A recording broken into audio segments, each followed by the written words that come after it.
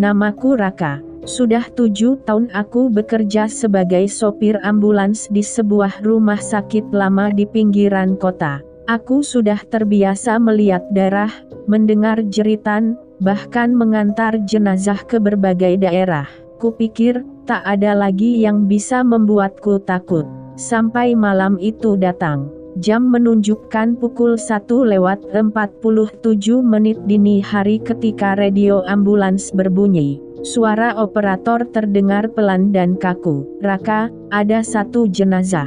Tujuan Desa Karangmati. Berangkat sekarang. Aku terdiam sejenak. Desa Karangmati terkenal sepi, jauh, dan jalannya melewati hutan tua. Biasanya pengantaran jenazah dilakukan pagi hari. Tapi entah kenapa, kali ini harus malam. Saat aku masuk ke ruang jenazah, suasananya dingin dan sunyi. Lampu neon berkedip pelan. Di tengah ruangan, ada 1 peti kayu sederhana sudah tertutup rapat. Perawat yang menyerahkan berkas tidak menatap mataku. Jangan dibuka, langsung antar, katanya singkat. Aku mendorong tandu, memasukkan peti ke dalam ambulans. Saat pintu belakang ditutup, entah kenapa dadaku terasa sesak.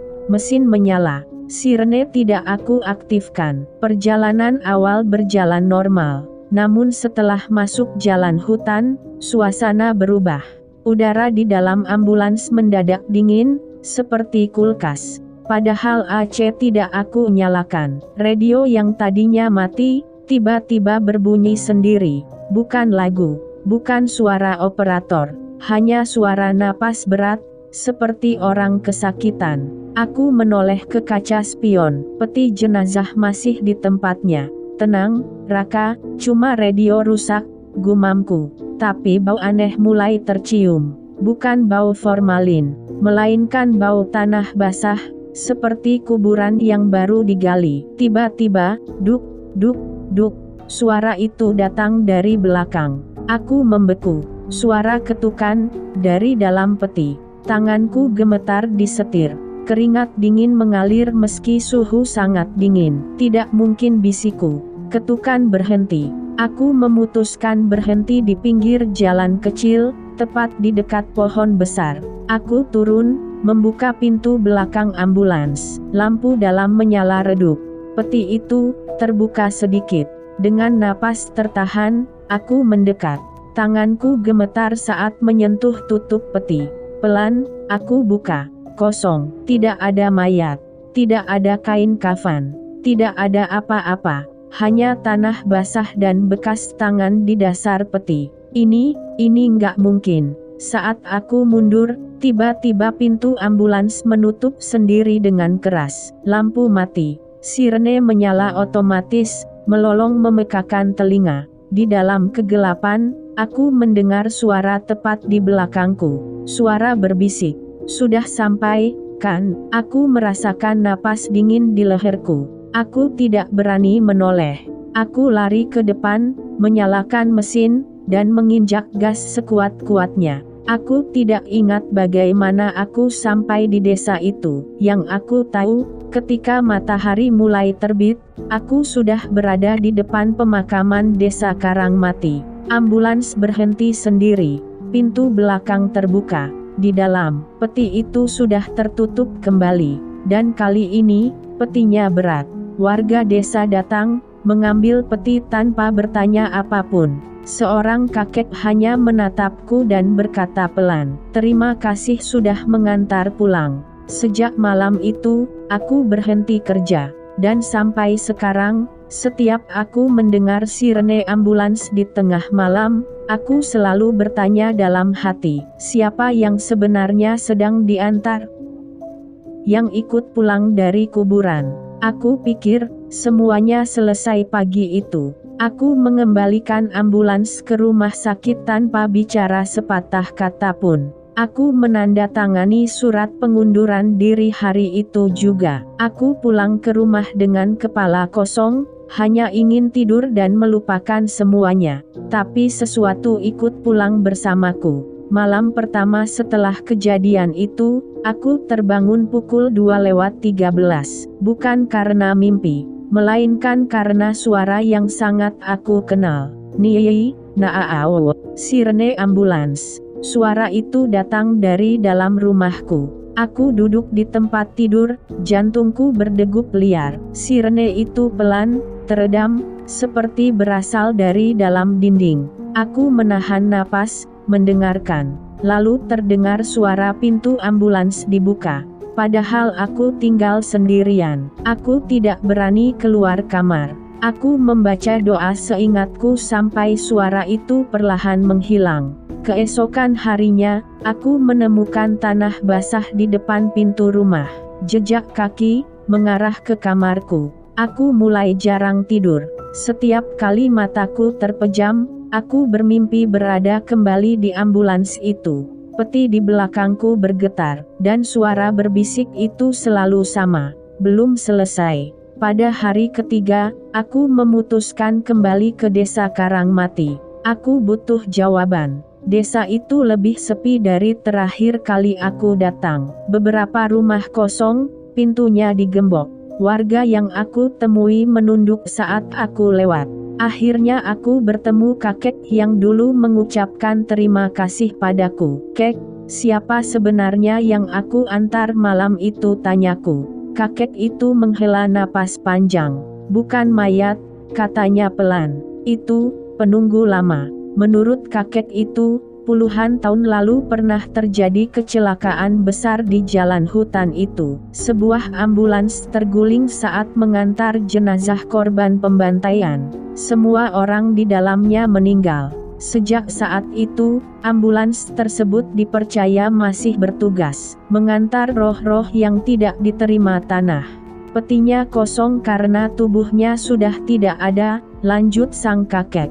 "Yang kau bawa adalah sisa tugas yang belum selesai." Aku merasakan tengkuku dingin. "Apa maksudnya belum selesai?"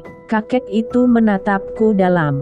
"Karena sekarang, ambulans itu memilihmu. Saat aku pulang, malam itu lebih buruk dari sebelumnya." Sirene terdengar jelas. Kali ini bukan hanya suara. Aku melihat lampu merah biru memantul di dinding rumahku. Seolah-olah ambulans itu parkir di depan rumah. Pintu kamar terbuka perlahan. Aku melihat bayangan Tandu didorong masuk ke kamarku. Di atasnya, peti kayu itu. Tutupnya terbuka sendiri. Dan kali ini, ada sesuatu di dalamnya. Wajah pucat mata terbuka menatapku. Wajahku sendiri. Makhluk itu tersenyum dan berbisik. "Sekarang giliran kamu yang diantar." Aku berteriak, dan terbangun di dalam ambulans. Mesin menyala, sirene meraung, radio berbunyi. "Shift malam dimulai, Raka. Ada satu penjemputan lagi." Dan aku sadar, aku tidak pernah benar-benar berhenti menjadi sopir ambulans itu. Aku terbangun dengan kepala membentur setir. Sirene meraung. Lampu merah dan biru menari di pepohonan gelap. Aku berada di dalam ambulans. Seragam sopir kembali menempel di tubuhku. Namaku terjahit rapi di dada kiri, Raka. Seolah aku tak pernah berhenti bekerja. Radio berbunyi pelan. Shift malam dimulai. Satu penjemputan tersisa. Aku mencoba membuka pintu, terkunci. Kaca spion memperlihatkan peti kayu di belakang, utuh, bersih, dan kosong. Tapi aku tahu, itu hanya terlihat kosong dari luar. Ambulans melaju sendiri. Tanganku tidak menginjak pedal, namun jalan berkelok menuju hutan itu lagi. Jalan yang sama. Tempat semuanya bermula. Di tengah perjalanan, radio kembali menyala. Target, rumah sakit lama. Aku tercekik. Itu, tempat kerjaku dulu. Jawaban datang bukan dari radio, melainkan dari belakang. "Kami selalu menjemput dari sana." Aku menoleh. Di kursi belakang, duduk sosok-sosok samar. Perawat tanpa wajah.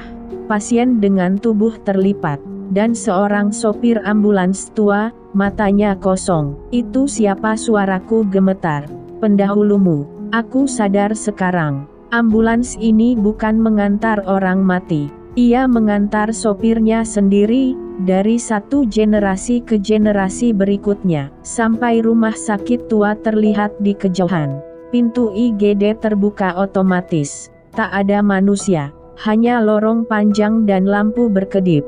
Peti di belakang terbuka, untuk terakhir kalinya. Di dalamnya, bukan mayat, melainkan seragam ambulans baru, bersih, dengan nama orang lain terjahit di dada. Nama itu masih kosong. Waktumu hampir selesai, kata sopir tua itu. Siapa penggantimu? Aku teringat satu wajah.